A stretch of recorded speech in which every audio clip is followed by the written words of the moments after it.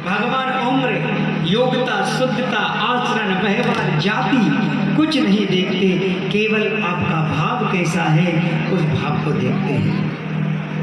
कि जाति पाति पूछे ही नहीं को, ही जाति पाति पूछे नहीं को, हरि को भजे सो हरि को, हरि को भजे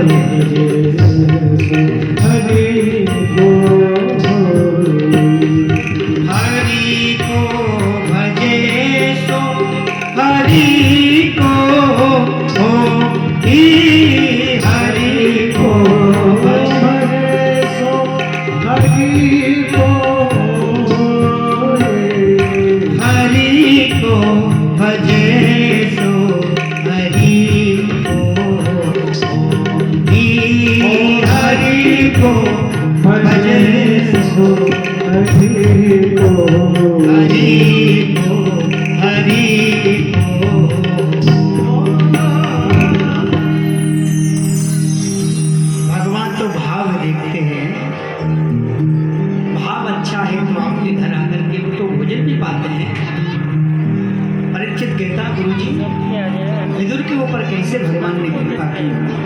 तब भगवान सुखदेव जी राजा परीक्षित को कहते हैं, राजन कि यदा तू राजा स्वस्वतानि साधून् पुष्णन् धर्मेण विनेष्ट दृष्टि भ्रातुर्यविष्ठस्य सुतान् विबन्धून् प्रवेश लाक्षाद् भवने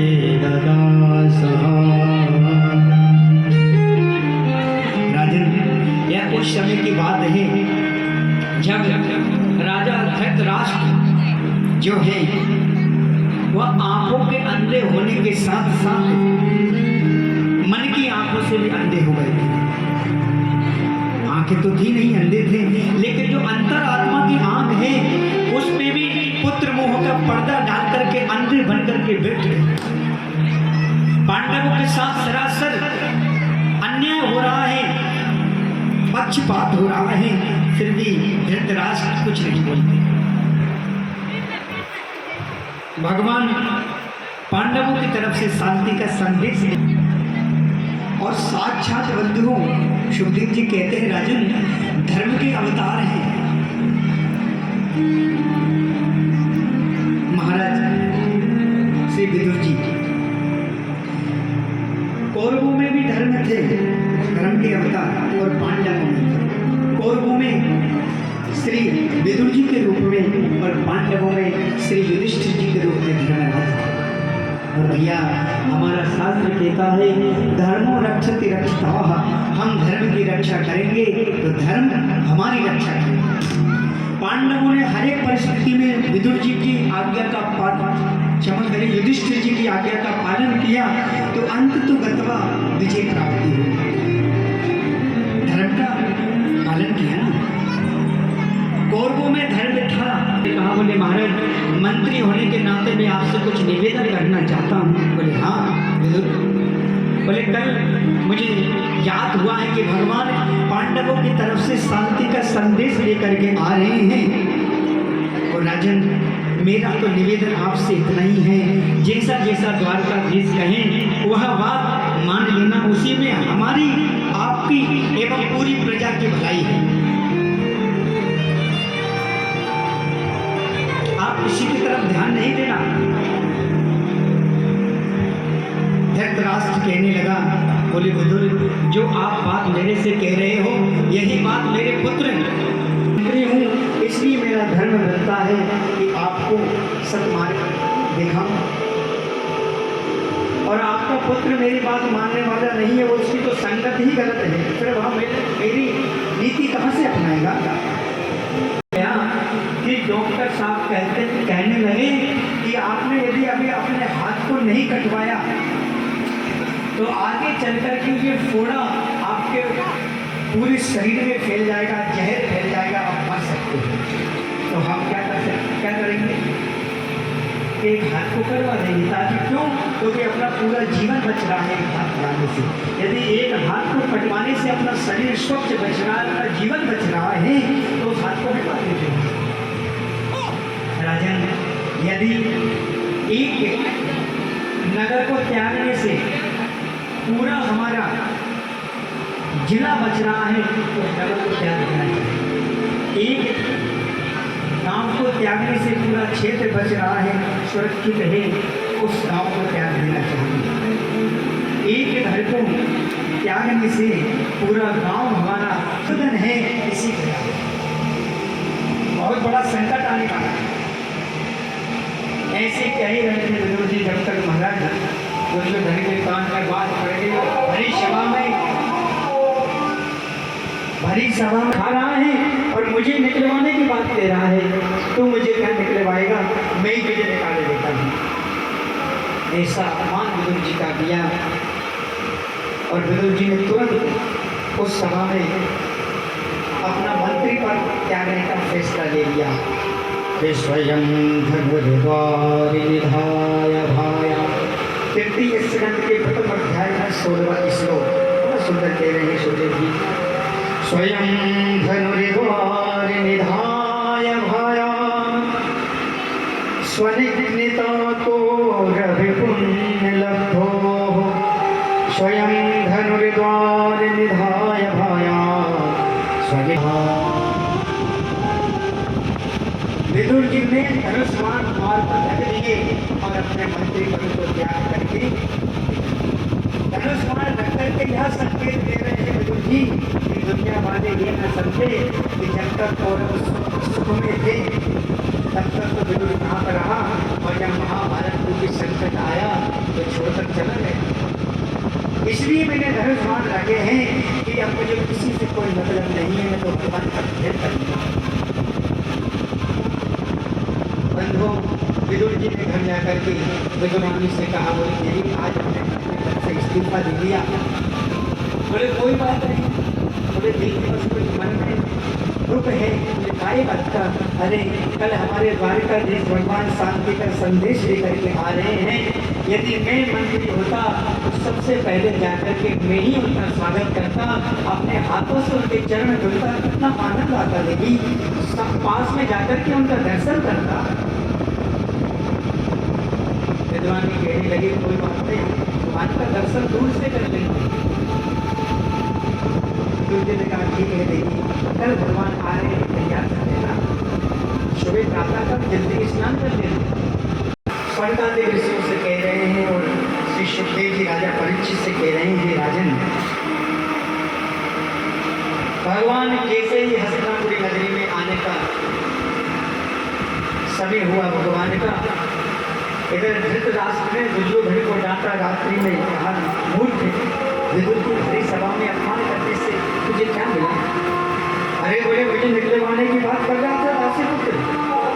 धृतराष्ट्र ने कहा जो हुई सो हुई, कोई बात नहीं। अब मेरी बात सुन, कल कन्हैया आ रहे हैं तो उनका ऐसा स्वागत करना कि वहाँ प्रसन्न हो जाए, क्योंकि यदि कल से हमको कोई सहयोग मांगना पड़े तो सहयोग तो मांग सकते हैं। बेटा उनका बहुत स्वागत करना। दुर्योधन कहने लगा उस बाल वाले का मैं स्वागत करूंगा, गाय को चराने वाला, और मैं राजा। धृतराष्ट्र कहने लगा कभी कभी राजनीति से काम लेना पड़ता पुत्र, जब अपना काम बनना होता है तो सब ध्यान रखना पड़ता है। और आपके तो सगे रिश्तेदार है, सगे समझी भी है ना भगवान दुर्योधन के। कहते कन्हैया का पुत्र जामवंती नंदन जिनका नाम है साम, साम का विवाह दुर्योधन की पुत्री लक्ष्मणा के साथ में हुआ, तो सगे समझी भी हुई। राजनीति में रिश्तेदार धृतराष्ट्र ने जब राजनीति समझाई तो दुर्योधन कहने लगा यदि ऐसी बात है तो ऐसा उसका स्वागत करूंगा कि भगवान राज याद रखेगा कि मैं स्वागत किया था। आदेश दे दिया, बोले पूरी हस्तिनापुरी नगरी को दुल्हन की तरह सजवा लो। दुल्हन की तरह हस्तिनापुरी नगरी सज रही है और महाराज बड़े बड़े राजसभा से रथ सिंहासन भगवान के स्वागत में तैयारियां चल रही है। भगवान आए और आकर करके भगवान ने अपने 5 जन्म संज का नाद किया। सभी हस्तिनापुरवासी दौड़ पड़े, बोले गोविंद आए हैं, भगवान आए हैं, जय जयकार लगाने लगे। द्वारकाधीश भगवान की, द्वारकाधीश भगवान की। ऐसे महाराज जय जयकारों से पूरा हस्तिनापुर गूंज उठा। सब राजा महाराजा भगवान के स्वागत में दौड़ पड़े। विदुर जी के कानों में आवाज आई, कहने लगे देवी लगता है कन्हैया आ गए हैं, जल्दी चलो। दोनों विदुर और विद्वानी भगवान से मिलने जा रहे हैं। जब तक विदुर विद्वानी पहुंचे, जब तक तो वहाँ पर बड़े बड़े राजाओं ने विदुर जी को आने ही नहीं दिया। फिर चारों तरफ से कन्हैया को भेज के खड़े। विदुर कहने लगे देवी हमको आने में विलम्ब हो गया, ना तो बड़े बड़े राजा महाराजा, फिर हमारी कौन सुनेगा। कोई बात नहीं, हम आगे जो किला है ना राज्यसभा का, वहाँ जाके खड़े हो जाएंगे, वहाँ से हमारे भगवान का रथ निकलेगा, तो वहीं से हम देख लेंगे। विदुर और विद्वानी राज देश के माध्यम से जाकर के टीवी पर खड़े हो गए। इसकी छिटा तो देखो। विद्वानी ने भी जैसे भगवान का दर्शन किया, रुदन कर रही है, भिन्न है, गोविंद आपका क्या स्वरूप है। और भगवान की सुंदरता को देख करके विदुर तो टकटकी लगा करके भगवान को देखने लगे, आंख ही ना झपके। भगवान ने विदुर जी से कहा काका जी ठीक हो। विदुर ने देख लिया, लेकिन विदुर जी ने अनदेखा कर दिया। अरे भैया भगवान हमसे थोड़ी कुछ ये कह रहे हैं, ये तो बड़े बड़े राजा हैं, महाराजा इनके साथ खड़े हुए हैं, इनसे कह रहे होंगे, हम गरीबों पर तो भगवान की दृष्टि भी नहीं। अरे हम गरीबों पर भले ही भगवान की दृष्टि ना हो, लेकिन मैं तो भगवान को देख रहा हूँ। भगवान ने अपना संकेत किया, काका जी आप सही कह रहे हैं, ठीक हो। अब तो महाराज जब समझ गए विदुर जी के हमसे पूछ रहे हैं, कहते हैं देवी हम गरीबों से ही पूछ रहे हैं, भगवान देखो तो सही, आज कन्हैया हमसे कुशलता का प्रश्न पूछ रहे हैं। भगवान की दृष्टि अपने भक्त के ऊपर और श्री विदुर जी की दृष्टि भगवान के ऊपर, आंखें दोनों की चार हो गई, आंखें ना झपके दोनों की। भगवान को राजा महाराजा देख रहे हैं, कह रहे हैं भगवान हम भगवान का स्वागत कर रहे हैं, नहीं ये ना जाने किसको देख रहे हैं। और दोनों आपस में बात तो कर नहीं सकते, आंखों ही आंखों में दोनों भक्तों के बातें हो रही। किसी भक्त ने तो बड़ा सुंदर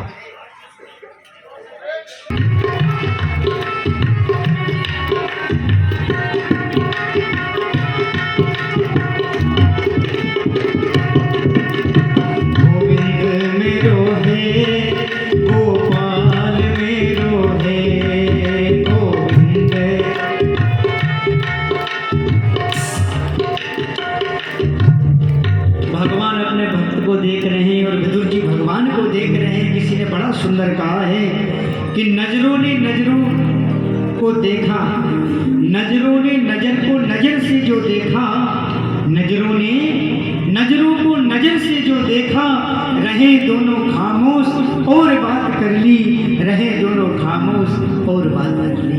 आज भक्त और भगवान का वार्तालाप चल रहा है, कुशलता का प्रश्न भगवान पूछ रहे हैं। विदुर जी कह रहे हैं गोविंद आपकी कृपा है। भगवान का रथ आगे चला और विदुर जी कहने लगे, बोले देवी आप घर जाओ, मैं भगवान की सभा में जाता हूँ, देखता हूँ कि भगवान आज क्या संदेश लेकर के आ रहे हैं और क्या उपदेश करेंगे। विदुरानी तो भगवान की उस झांकी को मन में बैठा करके हृदय में कैद करके ले गई अपनी कुटिया में। और इधर विदुर जी पहुँचे सभा में, भगवान ने सभा में प्रवेश किया। बड़ा सुंदर स्वागत भगवान का हुआ। सोने के थाल में भगवान के पैरों को धुलाया गया, सोने के सिंहासन पर भगवान को विराजमान किया गया। भगवान के स्वागत के बाद में भगवान दुर्योधन से कहने लगे, दुर्योधन एक बात बताओ, आप और पांडव दोनों सगे भाई हो? बोले हाँ बिल्कुल। पांडव आधे राज के अधिकारी हुए इस हिसाब से। दुर्योधन कहना लगा आधे भाई तो हैं, लेकिन आप आधे राज की बात कर रहे हो, केशव नेमि दास्य बिना युद्धे में के सेवा, नोट के बराबर भी हिस्सा नहीं लूंगा पांडवों को। भगवान कहने लगे, अरे मूर्ख, तूने युद्ध की परिभाषा जानी भी है कि युद्ध क्या होता है? अरे बड़े बड़े राजा महाराजा का वध हो जाएगा, लाश से बिक जाएंगी, खून की नाली बह जाएंगी, माताएं विधवा हो जाएंगी, पुत्र अनाथ हो जाएंगे। वो भगवान ने डांट लगाई। धृतराष्ट्र ने हाथ दबा दिया। मूर्ख रात भर समझाया लेकिन समझा नहीं। तुरंत दुर्योधन बात पलट गया, अरे गोविंद, यह तो राजनीतिक बात है, चर्चा हमेशा होती रहेगी, कोई बात नहीं। अपन सुबह बात करें। एक जो हमारे अंदर भूख हो, जब भोजन कराने वाले के अंदर श्रद्धा हो, भाव हो, नहीं तो भूख ही नहीं लगती। विदुर जी के यहाँ भगवान जा रहे हैं, बड़ा सुंदर भाव है। विदुरानी स्नान कर रही है। भगवान ने जब यह कहा कि मेरे विदुर जी के यहाँ निमंत्रण है, विदुर जी कहने लगे, प्रभु मैंने कब निमंत्रण किया? तो भगवान ने कहा, चुप बैठे रहो, हम जो कर रहे हैं वो ठीक कर रहे हैं। विदुर जी बेचारे पीछे के पीछे खिसक गए कि हमारे गरीबों के पास तो खाने का ठिकाना नहीं, अरे भगवान का तो स्वागत करना चाहिए। पास में आवाज पहुंची, विदुरानी जी ने भगवान के दर्शन किए। विदुरानी तो पागल है गई भगवान के दर्शन करके। जिस अवस्था में थी उसी अवस्था में आकर के तथा तैया करके नृत्य करने लगी। प्रभु आप मेरी कुटिया में आए। भगवान ने देखा कि विदुरानी तो बावली है गई है, तो अपना पीताम्बर विदुरानी के ऊपर भगवान ने डाल दिया और अंदर लेके विदुरानी जी कहने लगी, गोविंद आप आए हो, बड़ी खुशी की बात है। अच्छा आप यहाँ बैठो, यहाँ नहीं यहाँ बैठो। गोपाल पूरे आंगन में भगवान को घुमा दिया और पता है जहाँ स्नान करती थी उस जगह पर उल्टा पटा किया और वहाँ पे कहती गोपाल यहाँ बैठ जा। भगवान बैठ गए और पेट पे हाथ फेर करके कहने लगे, काकी जी बड़ी जोर की भूख लग रही है। तो विदुरानी जी ने केले के छिलके लिए और बड़ी सुंदर भाव से पवा रही है और कह रही है क्या कि आज हरि आए विदुरे घर पावना, आज हरि आए विदुरे घर पावना, आज हरि आए विदुरे घर पावना, आज विदुरे घर पावना, आज हरि आए विदुरे घर पावना, आज हरि आए विदुरे घर पावना, विदुरानी घर पावना, विदुरे घर पावना, विदुरानी घर पावना, विदुरे घर पावना, विदुरानी घर पावना, विदुरे घर पावना, विदुरानी घर पावना, आज हरि आए विदुरे घर पावना, आज हरि आए विदुरे घर पावना, आज हरि आए।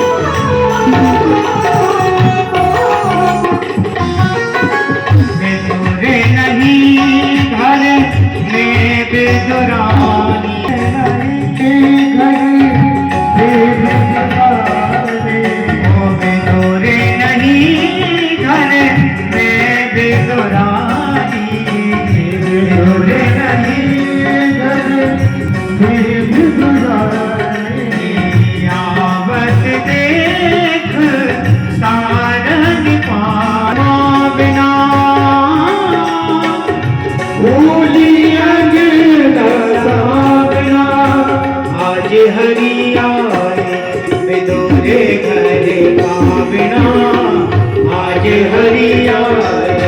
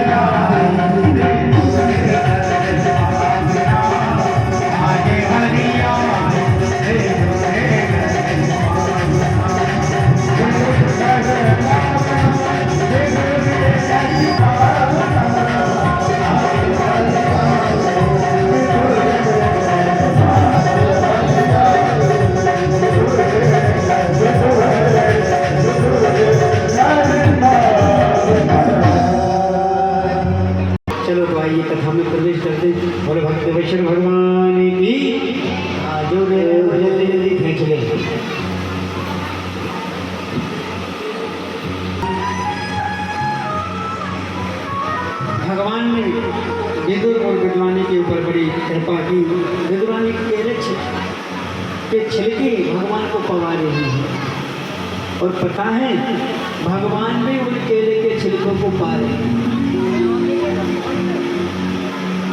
विद्वानी कहती है मुझे भगवान और कुछ तो घर में ही नहीं गई, हम आपके भक्त, आपके काका जी आपके लिए जरूर कुछ लाते होंगे। जब तक आप गोविंद जी केले खाओ, भगवान केले पा रहे हैं क्या? तो केले की जो गरी है ना फल वो नीचे लगा हुआ है, छिलके पाने जा रहे हैं और कह रहे हैं काफी बड़ा स्वाद आना, बड़े मीठे लग रहे हैं।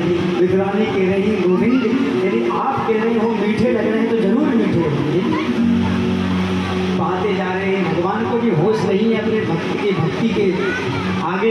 भगवान भी आज होश को बेटे के लिए छिलका पा रहा हूँ या फल। विदुर जी आए, अरे देवी सुनती हो, जल्दी से गाय के गोबर से चौका लगाओ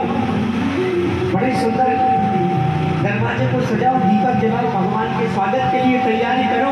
आज द्वारकाधीश हमारे यहाँ भोजन पाने आ रहे हैं। विद्वान कहने लगे आ नहीं रहे हैं, बड़ी देर से आए हुए हैं, घर में खाने का और तो कुछ खा नहीं स्वामी, तो बड़ी प्रेम से केले के छिलके खाते। विदुर जी कहते हैं अरे देवी ये आपने भगवान को छिलके पवा रहे हैं। हाथ जोड़ करके विदुर जी कहने लगे गोविंद हम गरीबों को क्षमा करें, हम आपकी सेवा नहीं जानते थे कैसे होती है। आप गोपाल ये लड्डू पाओ, मिश्री पाओ, माखन पाओ। भगवान ने लड्डू का एक ग्रास लिया और विदुर जी का हाथ पकड़ के कहने लगे काका जी बुरा ना मानो तो जो बात कही नहीं। बोले क्या? बोले जो आनंद और जो सुकून जो स्वाद विदुरानी जी की केले के छिलके में आया है वह भाव काहूं में भाव ही एक सार है और भाव से मुझको भजे तो भव से बेड़ा पार है। क्या दिया इसका महत्व नहीं है। पत्रम पुष्पम फलम तोयम यो में भक्त्या प्रियक्षति। पत्र हो पुष्प हो फल हो कुछ भी हो लेकिन कैसे दिया इसका बड़ा महत्व है। वस्तु का महत्व नहीं है भगवान के, पर भाव अच्छा आपका होना चाहिए। और भैया भाव है तो भगवान है। अरे जब हम बाजार में जाते हैं कुछ सामान खरीदने के लिए तो वहाँ भी हम भाव करते हैं, बिना भाव से लाते हैं क्या चीज़? नहीं लाते ना। जब बिना भाव से हम संसार की वस्तु खरीद के घर में नहीं ला सकते तो बिना भाव से उस कृष्ण को कैसे ला सकते हैं? कि भाव बिना बाजार में मिलता नहीं सामान। कि मैं भक्त उदास भगत मेरे मुकुट मणि। जिसने रथ आँखा था पारस का, जिसने रथ आँखा था पारस का वह त्यागमयी अनुशक्ति कहाँ है? कर दे प्राण न्यौछावर जो वह पावन प्रेम प्रशक्ति कहाँ है?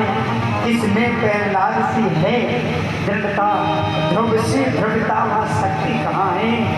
और भगवान खड़े मिलने के लिए, भगवान खड़े मिलने के लिए पर भक्त के घर भक्ति कहाँ है? भक्त के यहाँ भक्ति कहाँ है? या भक्ति है भाव है तो भगवान विदुर विद्वानी के घर ही आकर भोजन नहीं करते, हमारे और आपके घर ही आकर भोजन करते हैं। भाव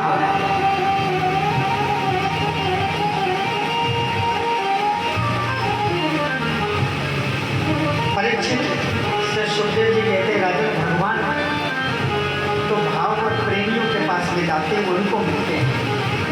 आगे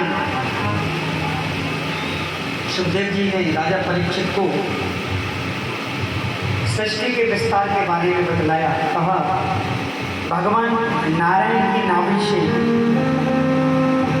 ब्रह्मा का प्रादुर्भाव हुआ। भगवान नारायण की नाभि से कमल तंतु हुआ, उस कमल तंतु में कमल के ऊपर ब्रह्मा जी हुए। ब्रह्मा जी पुनः उस कमल तंतु के अंदर प्रवेश कर गए क्योंकि ब्रह्मा जी को जल ही जल दिखाई दिया। तो ब्रह्मा जी के कान में दो शब्द सुनाई दिए त और प। मतलब भगवान ब्रह्मा जी के अंतःकरण मन ने कहा कि तब करना चाहिए, तब किया तो भगवान प्रकट हुए। भगवान ने कहा ब्रह्मा जी आप सृष्टि का विस्तार करें, मानव सृष्टि आप रचो। और चतुश्लोकी भागवत का भी ज्ञान ब्रह्मा जी को कराया। सर्वप्रथम ब्रह्मा जी ने अपने 4 पुत्रों को जन्म दिया जिनका नाम है सनक, सनंदन और सनत कुमार। सनक, सनंदन, सनातन, सनत कुमार चारों ने ब्रह्मा जी को प्रणाम किया। ब्रह्मा जी ने कहा सृष्टि करो। सनत कुमार ने कहा हम सृष्टि के चक्कर में नहीं पड़ेंगे। बोले आज नहीं करोगे तो बड़े होके करना पड़ेगा। सनत कुमार ने कहा हम 5 वर्ष से जाने वाली होंगे ही नहीं, हमें सिर्फ 5 वर्ष के बालक बनकर विचरण करेंगे। ब्रह्मा जी को क्रोध आया तो ब्रह्मा जी की क्रोध भ्रगु जी का भेदन करके ब्रह्मा जी की भुवों से रुद्र भगवान प्रकट हो गए।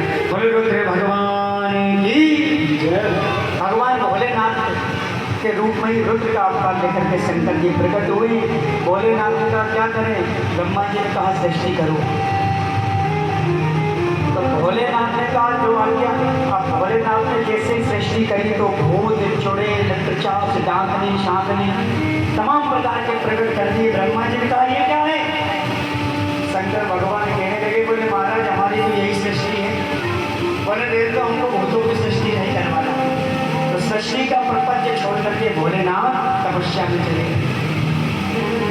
अब की बार अपने मन से ब्रह्मा जी ने 10 ऋषियों को जन्म दिया। अत्रि, पुलाहा, भृगु, वशिष्ठ, पुलस्त्य, दक्ष, नारद आदि, ये ब्रह्मा जी के मानसिक 10 पुत्र मानस। ब्रह्मा जी की वाणी से एक कन्या को जन्म दिया। वाणी से कन्या का जन्म हुआ जिसका नाम रखा गया सरस्वती। सरस्वती को सौंदर्य को देख करके ब्रह्मा जी मोहित हो गए और पुत्री के ऊपर मोहित हुए ब्रह्मा जी। तो ब्रह्मा जी को अपने मन में ग्लानि हुई कि अरे मैं अपने पुत्री के ऊपर मोहित हो गया। ब्रह्मा जी ने अपने शरीर को त्यागा, पुनः ब्रह्मा जी ने शरीर धारण किया। तो अब की बार बाम अंग से एक कन्या और दाएं अंग से एक पुरुष को जन्म दिया जिनका नाम है मनु और शत्रुघ्न। इन्हीं से हमारी मानव सृष्टि का शुभारंभ हुआ है। सर्वप्रथम स्वयं भुवे मनु अरे सत रूपा। स्वयं भुवे मनु अरे सत रूपा। नर सृष्टि अनुपाते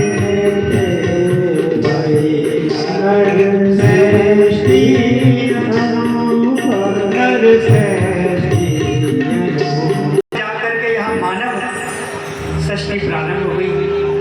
सर्वप्रथम मनु महाराज ने 5 संतानों को जन्म दिया। मैथुन सृष्टि उत्पन्न करी। तो अब पृथ्वी तो रसातल में जा चुकी थी, हिरण्याक्ष ले गया था। तो जाकर के ब्रह्मा जी से प्रार्थना करी, महाराज पृथ्वी नहीं है तो मेरी प्रजा कहाँ रहेगी, मेरी संतान को रहने के लिए कोई जगह बताओ। ब्रह्मा जी ने विचार किया, पृथ्वी तो है नहीं, पृथ्वी रसातल में गई है। तो हिरण्याक्ष जो नाम का दैत्य है, 2 भाइयों का जन्म हुआ हिरण्यकश्यप और हिरण्याक्ष। तो जो हिरण्याक्ष का राक्षस है वह पृथ्वी को रसातल में ले जाकर के छोड़ आया। ब्रह्मा जी ने भगवान से प्रार्थना की कि भगवान अब आप ही कुछ उपाय करें। जब तक ब्रह्मा जी को छींक आ गई तो नाक से 12 भगवान का प्रादुर्भाव हुआ। बोलो 12 भगवान की। शुक्र का रूप धारण करके भगवान प्रकट हुए। ब्रह्मा जी कहने लगा, बोले अच्छा हुआ कि मुझको छींक आ गई, नहीं तो मेरी नाक का क्या होता। भगवान से प्रार्थना की, प्रभु पृथ्वी को ला करके स्थापित करो तभी तो सृष्टि का विस्तार होगा। भगवान गए सीधे रसातल में और हिरण्याक्ष से जब पृथ्वी को छुड़ाने लगे तो हिरण्याक्ष और भगवान में बहुत घमासान युद्ध हुआ। हिरण्याक्ष कहने लगा, अरे जंगली सुअर, तू मेरे अभी बल को जानता नहीं है। भगवान ने कुछ नहीं कहा। भगवान ने पहले पृथ्वी को स्थापित किया। स्थापित करने के बाद में भगवान में और हिरण्यकश्यप हिरण्याक्ष में बड़ा युद्ध हुआ। भगवान से कहा है जंगली सुअर, तो भगवान ने कहा हम तो भैया जंगली सुअर है ही सही, लेकिन आप जैसे ग्राम सिंहों को ठिकाने लगाने का ही काम है हमारा। आप जैसे ग्राम को अकल ठिकाने लगाना बड़ा अच्छी तरह से आता है। ग्राम सिंह किसको कहते हैं, डियोजी दो। जब हिरण्याक्ष ने भगवान से ग्रामीण जंगली सुअर कहा तो भगवान ने भी कहा कि तुम्हारे जैसे ग्राम सिंह को हमें अच्छी तरह ठिकाना आता है। जब हिरण्याक्ष को भगवान ने कुत्ता कहा तो महाराज दोनों में घमासान युद्ध हुआ। भगवान ने वो प्रहार किया कि 4 चक्कर घूमते हुए हिरण्याक्ष जड़ाम से जमीन पर गिरा और गोविंदाय नमो नमः प्राणांत हो गए। सब जय जयकार लगा रहे हैं। विश्वास नहीं हुआ कि इतनी जल्दी हिरण्याक्ष कैसे मरेगा। देवता डरते डरते स्तुति कर रहे, भगवान ने 1 लाख का प्रहार किया, हिरण्याक्ष दूर जाके गिरा। देवताओं को विश्वास हुआ कि अब तुम मर गया। तो महाराज भगवान ने पृथ्वी को स्थापित किया। पृथ्वी को मत आ गया कि मेरे बिना तो भगवान की भी नहीं बनती। तो भगवान ने अपने श्रीधाम वृंदावन का दर्शन कराया। पृथ्वी कहने लगी मैं तो रसातल में थी, फिर ये वृंदावन कहाँ से यहाँ। भगवान कहने लगे देवी ये मेरा धाम है, मेरा हृदय है वृंदावन, ये कहीं लुप्त नहीं होता, प्रलय में भी वृंदावन कहीं नहीं जाता। पृथ्वी का अभिमान दूर किया। आगे बंधुओं इस प्रकार से फिर मैथुन सृष्टि प्रारंभ की मनु महाराज ने। सर्वप्रथम आचार्य सुखदेव जी कहते हैं राजा परीक्षित से, राजन हम आपको मनु महाराज की बेटी के बारे में बताते हैं।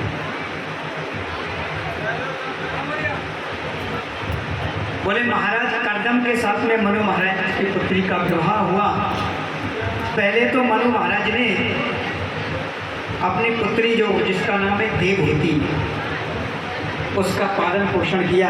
और एक महात्मा है जिनका नाम है कर्दम। कर्दम महात्मा के साथ में देवहूति का विवाह संपन्न हुआ। और देवहूति का विवाह कैसे हुआ यह बता रहे हैं। पहले तो सर्वप्रथम महाराज कर्दम ने 10,000 वर्ष तक भगवान का घोर तप किया। और 10,000 वर्ष तप करने के बाद में भगवान जब प्रकट हो गए तो वर मांगा कि भगवान मुझे वरदान दीजिए कि सुंदर सी पत्नी मिल जाए, मेरी शादी करा दीजिए। भगवान हंसे, अरे महात्मा 10,000 वर्ष तपस्या की और फिर भी कह रहा शादी कर दो।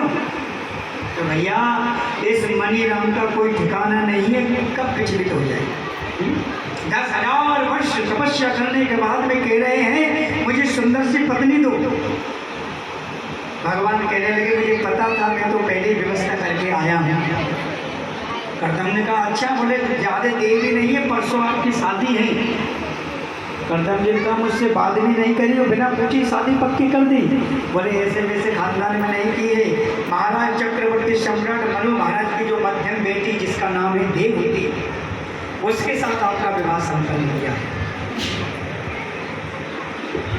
कर्दम जी कहने लगे महाराज आपने शादी पक्की कर दी, लेकिन शादी तभी करूँगा जब मेरी शर्त पूरी होगी। भगवान ने कहा क्या शर्त है। बोले जब आप मेरे घर बेटा बन के आओगे तो मैं शादी करूँगा, नहीं तो भले ही आपकी बात खराब हो जाए, मैं शादी करने वाला नहीं हूँ। बोलो राधे राधे राधे राधे। ऐसा लग रहा है कि 2-4 ही बेटे हैं।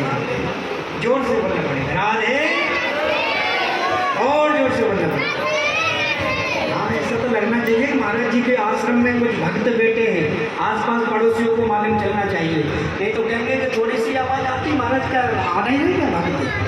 अब तो यहाँ बहुत बेटे हैं लेकिन आवाज़ में कंजूसा ही कर रहे हैं। बोलो ना प्रेम से राधे। हाँ तो महात्मा कर्दम कहने लगे महाराज भले ही आपकी बात खराब हो जाए। भगवान कहने लगे भैया ऐसा मत करो।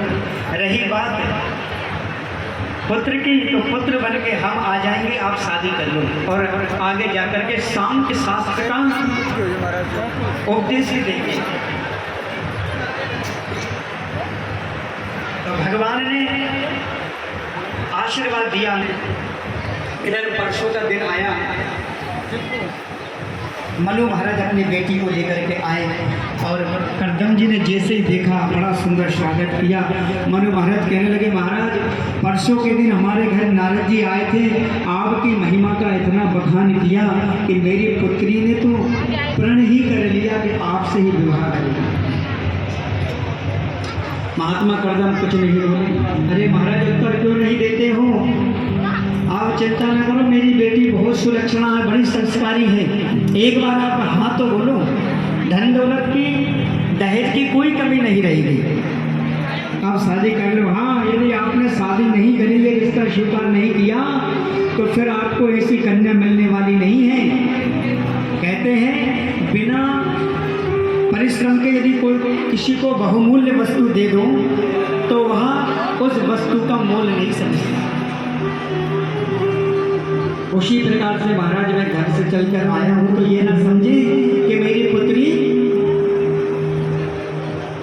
सही नहीं है, बड़ी संस्कारित है, बड़ा।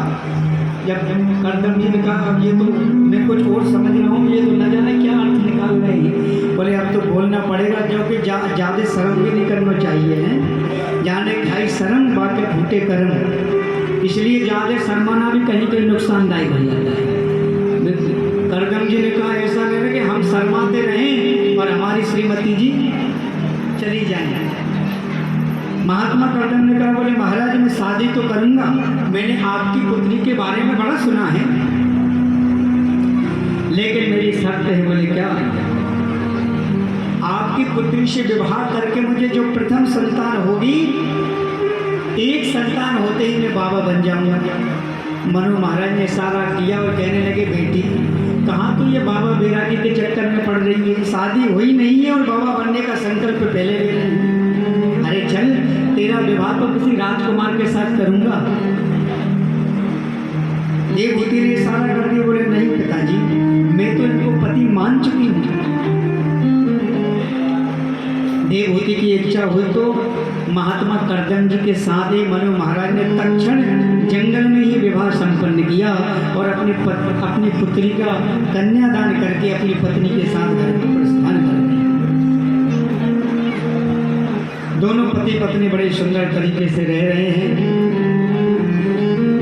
महात्मा करदम जी ने कहा देवी भगवान ने हमारा विवाह तो करा दिया है, अब मैं थोड़ा भगवान का धन्यवाद तो दे दूं। जैसे ही भगवान का धन्यवाद देने के लिए करदम जी ने समाधि लगाई तो हजारों वर्ष की समाधि लग गई। जब समाधि खुली तो देवहूति वृद्ध अवस्था में बूढ़ी हो गई। कहा देवी आप कौन हो? हाथ जोड़ करके कहने लगी महाराज जरा याद करें, आज से कई वर्ष पहले एक राजा के साथ में कोई कन्या आई थी, उन राजा ने उस कन्या का विवाह आपके साथ में किया था, आपके चरणों की दासी देवहूति एवं मैं ही। करदम जी कहने लगे देवी आप अभी तक गई नहीं?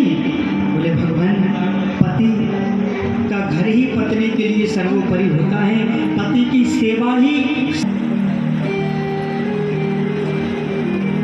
सेवा करना ही पत्नी के लिए सर्वोच्च धर्म है।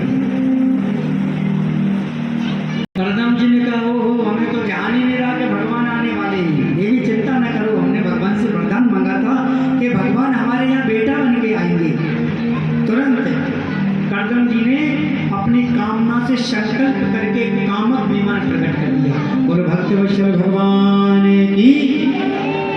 और ऐसा छोटा मोटा विमान नहीं, हवाई जहाज की तरह के थोड़े बहुत सदस्य बने।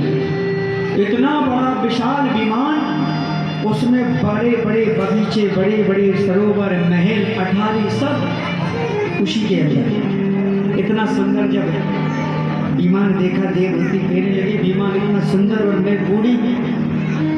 करदम जी समझ गए, कहा बोले देवी इस सरोवर में स्नान करो।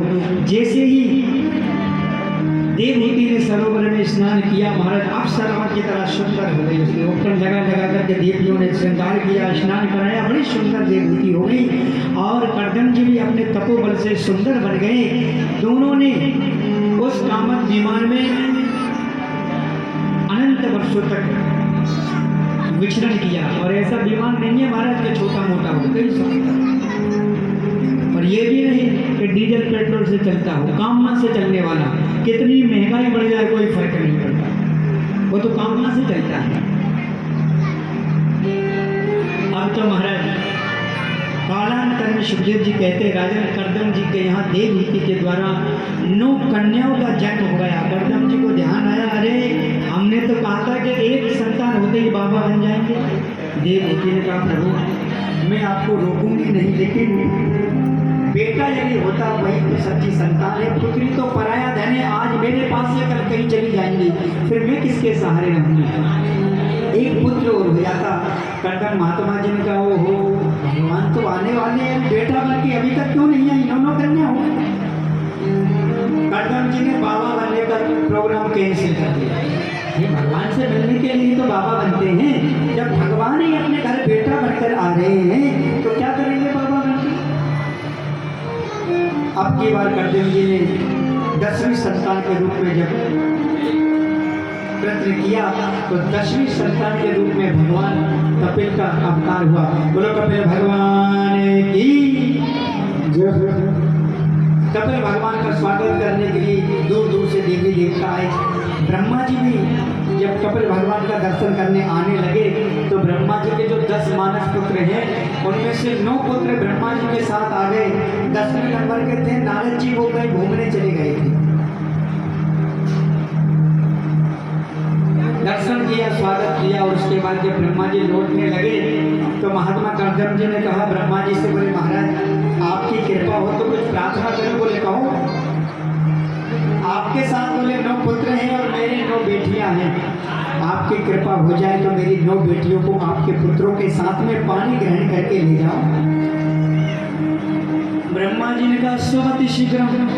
अरे जल्दी करो महाराज, कहाँ आजकल कन्याओं की बड़ी कमी पड़ रही है, घर आज जब बहू मिल रही है, काय को पर देर करते हो। तत्क्षण ब्रह्मा जी ने आदेश दिया और ब्रह्मा जी के कहे अनुसार कर्दम जी ने 9 कन्याओं का विवाह ब्रह्मा जी के 9 मानस पुत्रों के साथ कर दिया। कहते सबसे बड़ी बेटी जिसका नाम है कला, कला का विवाह मरीचि जी के साथ में किया। अत्रि के साथ अनसुईया जी का विवाह किया। वशिष्ठ जी के साथ अरुंधति का विवाह किया। पुलस्त मुनि के साथ में हवीरभू नाम की जो कन्या है उसका विवाह हुआ। कृत्यु मुनि के साथ में शांति का विवाह, अधर्म मुनि के साथ में क्रिया का विवाह। इस प्रकार से 9 पुत्रों का विवाह 9 कन्या के साथ कर दिया। 10वें नंबर के नारद जी कहीं घूमने चले गए थे तो घूमते ही रहे, विवाह नहीं हुआ। आते तो शायद जवान लग जाती। बोलो राधे राधे। अब तो महात्मा कर्दम भगवान को छोड़ करके भगवान का ध्यान करने के लिए जंगल में चले गए। इधर इस विमान में केवल 2 ही सदस्य है, एक तो भगवान की माँ देवहूति और भगवान कपिल। भगवान कपिल हमेशा समाधि में बैठे रहे, भगवान का ध्यान करते रहे। एक दिन देवहूति के मन में आया और जाकर के भगवान कपिल तो ध्यानिष्ठ थे, ध्यान मग्न थे, जाकर के कपिल जी को प्रणाम किया। भगवान कहते अरे माँ आप मेरी जननी हो, आप मुझे प्रणाम कर रही हो, प्रणाम तो मुझे आपको करना चाहिए, फिर ये आप उल्टी गंगा काहे को भा रही हो माँ। देवहूति कहती पुत्र मैं आज तुझको पुत्र नहीं एक संत रूप में देख रही हूँ, एक संत रूप में दर्शन करके तुझे प्रणाम कर रही हूँ। कपिल ने कहा तो कहो माता आपकी क्या इच्छा है। देवहूति कहती है पुत्र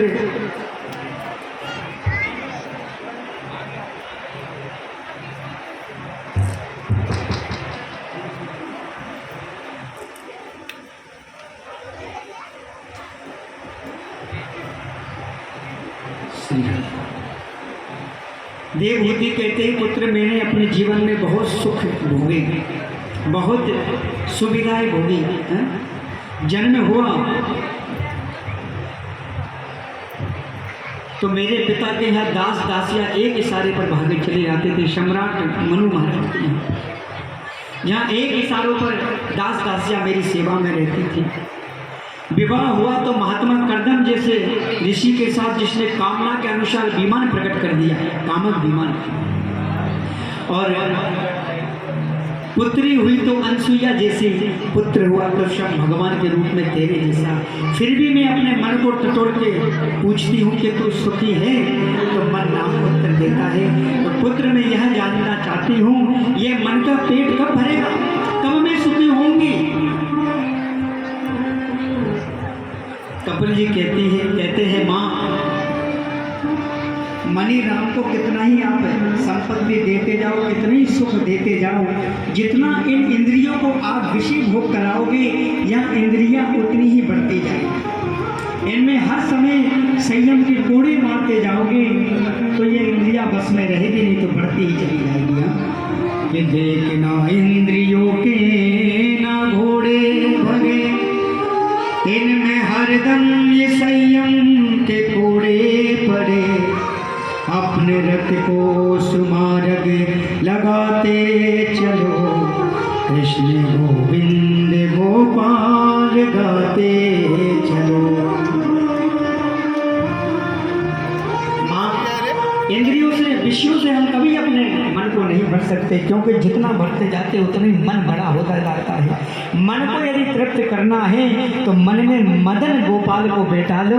जितने बड़ा मन होगा उतने बड़े भगवान हो जाएंगे। नहीं तो सुखी नहीं हो सकते हो। हम कितना कमा सकते हैं, कितना यश कमा सकते हैं, कितना नाम कमा सकते हैं, रावण के बराबर तो नहीं ना। जिसके देवी देवता सुर सुंदरिया असुर सब सेवा में है, कौन वर्णन करे रावण का है। जिसकी नगरी ही सोने की है, भला उस रावण का कोई मुकाबला कर सकता है। एक बार की बात है, जब रावण माता जानकी को हरण करके लाया और माता जानकी को हरण करने के बाद में अशोक वाटिका में छोड़ दिया, तो रावण विश्राम करने लगा। उसी समय ब्रह्मा जी ने आकर के वेद पाठ करना प्रारंभ कर दिया। ब्रह्मा जी का नियम था रावण के यहाँ आकर के वेद पाठ करें। देव गुरु बृहस्पति रावण का ही बखान करें। नारद जी अपने बीड़ा में नारायण नारायण नहीं, रावण के नाम का ही कीर्तन करते। ऐसा वर्चस्व रावण का। जब रावण माता जानकी को हरण करके आया तो ब्रह्मा जी के वेद पाठ करने का समय हो गया, तो वेद पाठ करने लगे। इतना कहा था ईश्वर सहित, जैसे ही रावण का द्वारपाल कहने लगा, खबरदार बूढ़े बाबा, हल्ला गुल्ला नहीं, शांत बैठे रहो। यहाँ वेद पाठ करने का समय नहीं, चुपचाप बैठो, वेद का पाठ मत करो। कौन डांट रहा है? रावण का द्वारपाल। किसको? सृष्टिकर्ता ब्रह्मा को। ये ईश्वर है रावण का। ब्रह्मा जी बैठ गए।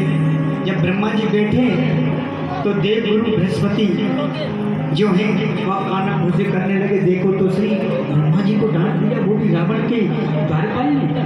जब तक वो द्वारपाल कहने लगा, ओ बृहस्पति जी, ये आपके इंद्र की सभा नहीं जो काना फूसी कर रहे, चुपचाप बैठे रहो। नारद जी ने कुछ वीणा के स्वर छेड़े।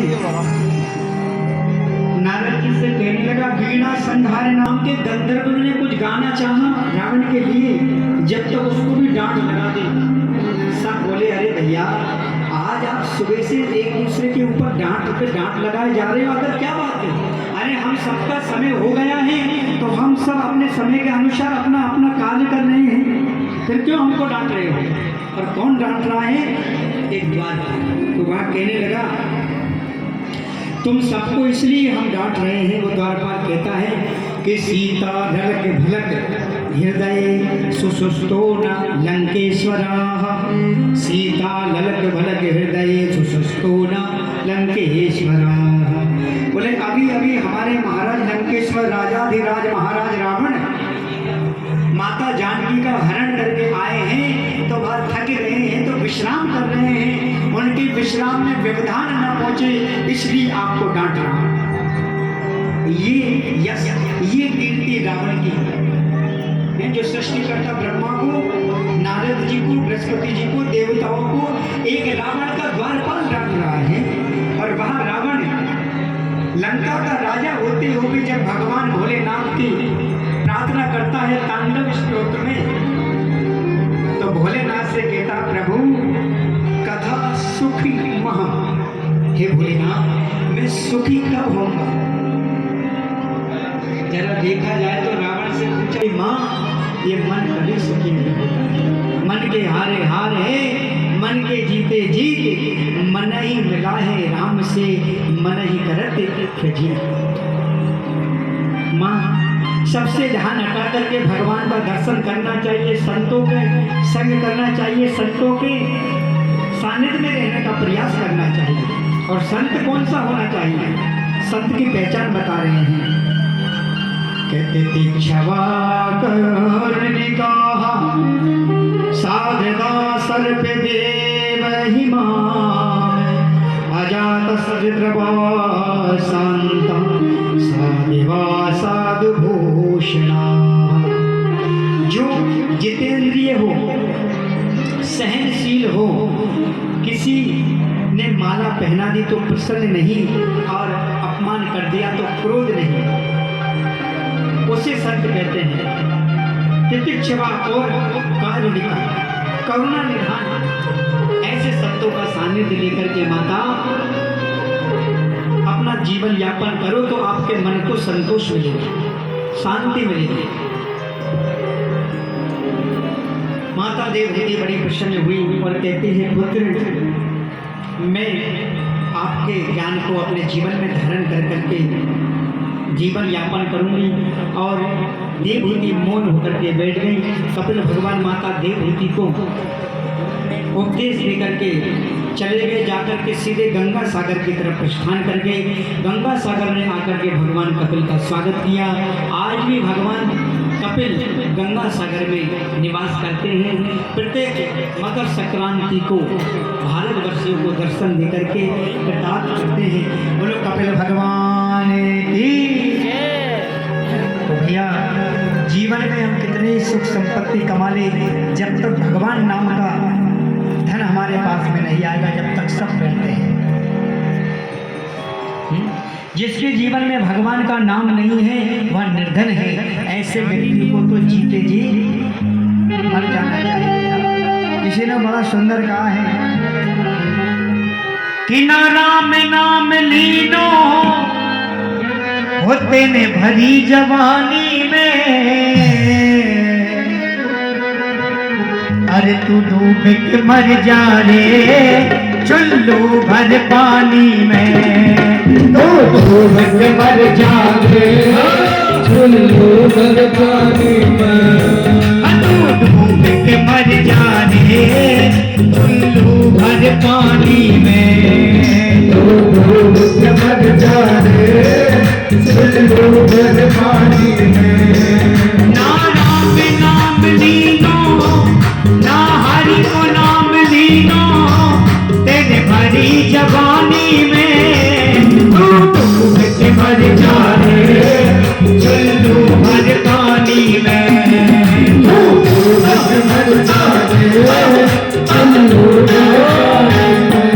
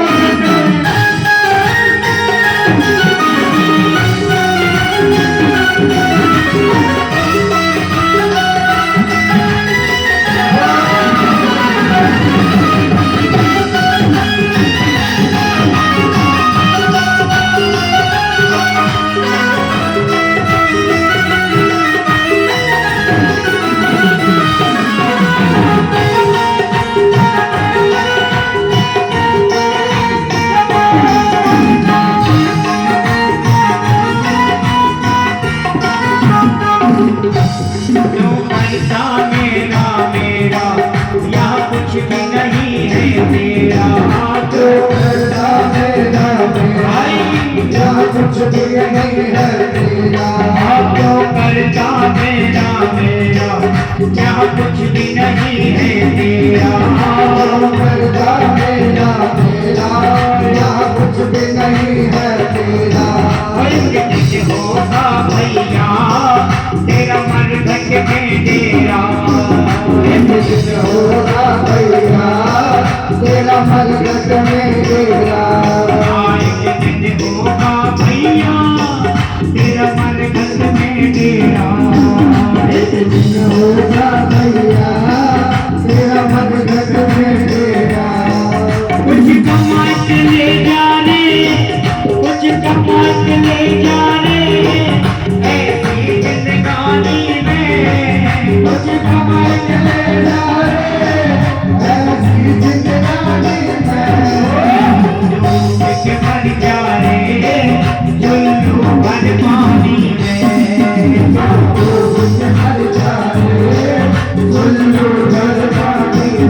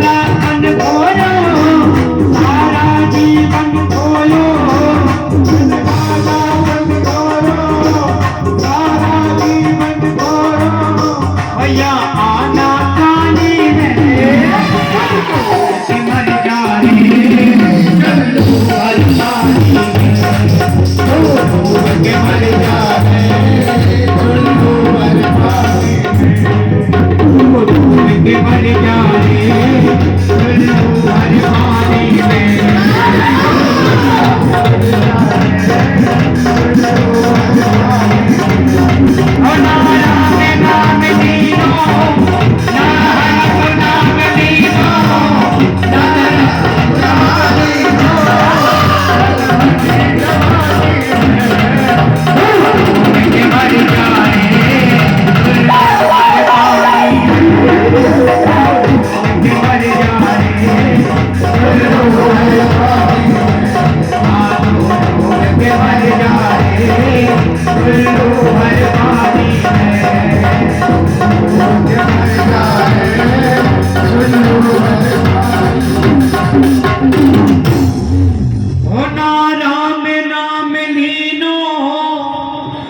ना हरि को नाम लीनो तेरे भरी जवानी में। तू डूब के मर जाए चुल्लू भर पानी। किसी ने कहा महाराज चुल्लू भर पानी कैसे डूब के मरेंगे? अरे दाढ़ी के चुल्लू भर में ना मर रहे तो टैंक में कूद के मर जाओ, वहां में भी ना मर लो तो कहीं और जाके मर जाए। या भजन ना करे तो कहाँ मतलब कोई इंसान है? हमें बोलना पड़ेगी राधे